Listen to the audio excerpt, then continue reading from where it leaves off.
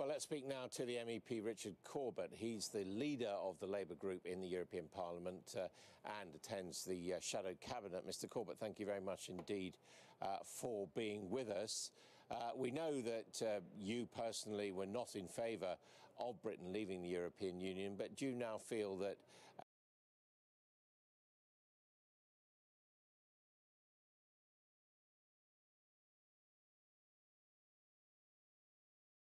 this is a one-way street, there's no going back? No, not at all. I mean, this deal has to go before the British Parliament, and since it's a defective deal, it's a bad, botched Brexit, it's quite likely that the British Parliament will reject it. And do you think it's the right thing? Possibilities. One is to go for a different deal, and of course the EU at the moment will say no, that's it, it's this, but there are plenty of cases in European history where deals that have unravelled at the last minute have been renegotiated. And the other, of course, is to reconsider Brexit and say that now that we see what it entails, we better check, do we want to go ahead with this, because it bears no resemblance whatsoever to what was promised by the Leave campaign at the time of the referendum. I mean, it has to be said that there's never been a country leaving the European Union or its predecessor organisations before. And even as far as accession is concerned, I can't remember that changing at the last moment. I mean, this is a serious matter. And are you, as a functionary of the European Parliament, you actually saying you don't believe Jean-Claude Juncker or Donald Tusk or any of the other 27 leaders who said it's this deal or it'll be no deal? Well, of course they don't want to encourage a reopening of the negotiations at this stage, though on past performance... Yeah, but that happens to be Labour policy, though, doesn't it? Taken with a pinch of salt. But also it's Labour policy. But remember, Donald Tusk has also said, and the European Socialists also stated today, if Britain changes its mind, that would be welcome.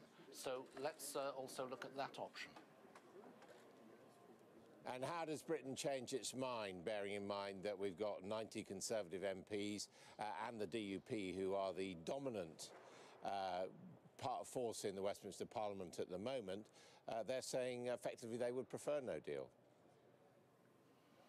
Well, 90, even if that rose to 100, out of 650, isn't it, MPs, that's a small minority that wants no deal.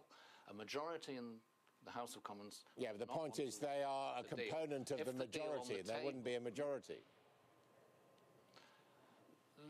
Certainly, you're right, there's no majority to support leaving without a deal. Now, if Parliament doesn't want to leave without a deal, and if it's rejected the deal that's on the table, then there's only two places you can go: negotiate another deal or stop Brexit. If another deal turns out not to be possible or not radically different from the appalling one we have before us, then of course it's right to consider all the options. And that's why public opinion is shifting on this, according to opinion polls. You've got to take opinion polls with a pinch of salt, I know, but there seems to be a clear shift towards saying this Brexit, it bears no resemblance to what was promised in the Leave campaign. It's a costly, damaging Brexit. It'll destroy jobs. It'll undermine our rights. We don't want it. But the real problem you've got is that your leader, Jeremy Corbyn, doesn't want to stop Brexit anyway. Jeremy Corbyn and everybody else in the Labour Party signed up to the motion adopted by a Labour conference, which was to say Labour votes which is not to stop Brexit deal. We would love then to have a general election, if possible, of course. We're the opposition. We think this is a shambolic government. We want to change it. But otherwise, all options are on the table, including, it says very clearly, a public vote on the deal. The same resolution actually further down actually challenges the government. And says, if you think this but there's not much good, why don't you put it to a referendum? Well, I'm not in charge of the country, but there wouldn't be much point in having a referendum if Labour wasn't saying whether it wanted to stop Brexit or not, nor indeed would there be much point in having a general election on this crucial issue for the nation's future. Well, if we're in that situation that we don't want to leave without a deal, the deal on the table is rejected, and there's no chance of a different deal or a suitable alternative deal, then of course Labour would be on the side of remaining in the European Union in any future referendum. What else would you do?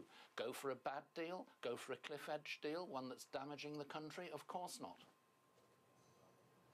Thank you very much, Nevis Corbett, for joining us. Well, for now, the European Union, the 27 remaining member states, say the deal's on offer, and that is the only deal on offer. But of course, now the drama is going to shift to Westminster and whether Mrs May can get this agreement through Parliament. From Brussels, back to you.